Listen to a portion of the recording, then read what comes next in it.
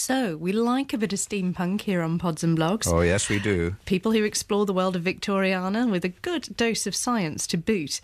As usual, the community is innovating, mixing future with past so that we can all enjoy it, by publishing at the moment, of all things, a wax cylinder recording of a brand new song. Allegra Hawksmoor is the editor of Steampunk Magazine, and she's part of the force behind this rather unusual edition. Wax cylinders were one of the earliest kinds of recording. They work more or less like a normal record does, by creating a groove and then ridges in that groove that translate into sound, but they're the earliest way of doing it. They're very Victorian. I'm very, very good friends with this band who have produced this album, The Men Who Will Not Be Blamed for Nothing. And at some point in the general enthusiasm in the run-up to their album, somebody, I think it was Andy, suggested that wouldn't it be brilliant to bring it out on wax cylinder? And somehow I got talked into doing it. So where does one start then if you want to approach publishing music in this way?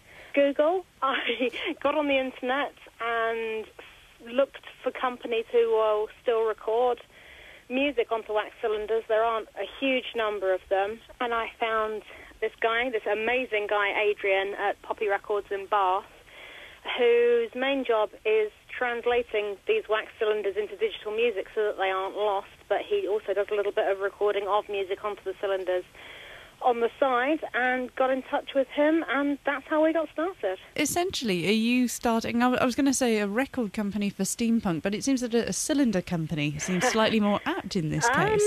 Well, I'm going to be in the habit of doing it. They aren't really a novelty. They're something that, these things used to be functional and they're a part of our history, and we're including with the cylinders instructions on how to make your own player. So the fact that they're still functional is still very important. I wouldn't preclude doing anything again, but equally, once it's been done, there's always something else to be moving on to. There's so much of this stuff lurking in our history that nobody thinks about or even realises. Naturally, we need to hear from the band who created the music for the cylinder. Andrew O'Neill is a stand-up comedian and singer with the band The Men That Will Not Be Blamed for Nothing. So he told me how he got into this position. There's been no official release of a wax cylinder since about 1922, as far as we're aware. And being a steampunk band, being obsessed with Victoriana, we're releasing this record, and it just seemed really obvious to do it on wax cylinder. It's one of those ideas that seemed just to have to happen. Not to put a fine point on it, but how are people going to listen to this if they don't have the appropriate equipment to play it on? Well, the brilliant thing about steampunk is the kind of DIY ethic of it. So the whole idea is that people get their hands dirty and they make stuff. It's not just another sort of consumer subculture. So what we've done with the release of the wax cylinder, there are instructions on how to make your own player. That a guy who's a sort of tech geek has come up with, and for under 20 quid as well. So you don't need to spend huge amounts of money buying an antique player. You can actually make your own. It seems to be a bit of a deferred pleasure then. Yeah, but that's the best kind of pleasure, isn't it? You'll get hold of it, and it's an exciting object to look at and to feel and to smell. And then if you actually want to listen to it, you have to make the kit yourself. I suppose it's kind of the spirit of people in the 40s and 50s making their own crystal set radio. That's what we like. We really like, it's not just the Victorian era, but the early 20th century, when people bought things and they knew how to fix them. We're kind of plagued with this no user serviceable parts inside. And, we like the idea of people getting their hands dirty and making it themselves. So what do you make of the sound quality? It sounds remarkably good. It's really, really clear. But the trouble with the wax cylinder is that because it's made of wax, every time you play it, it degrades. Vinyl does that, and anyone who's had a 7-inch that they've played over and over and over again will tell you. But wax degrades much, much faster, which is why they went from that onto the sort of shellac 78s, and then faster and faster, and then CD, and now MP3, which I don't like at all, because you can't hold it. You can't sign an MP3. Well, tales of futures past there from our steampunk friends, but a slightly different future ahead of us next week, Jamila. Quite right. All things being well, we're going through a bit of a transformation next week.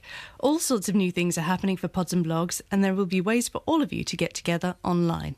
So listen out and let us know what you think.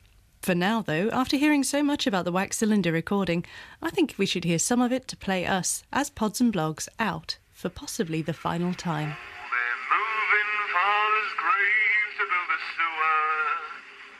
They're moving it regardless of expense.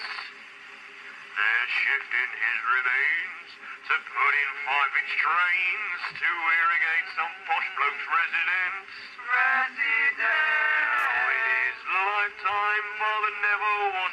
quitter. And I'm sure that he won't be a quitter now.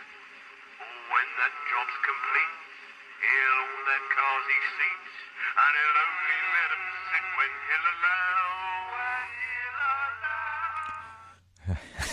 Well, beautifully rendered. You be the judge. But that's for the wax cylinder made in 2010. Actually, sounds like it's just after 3:30.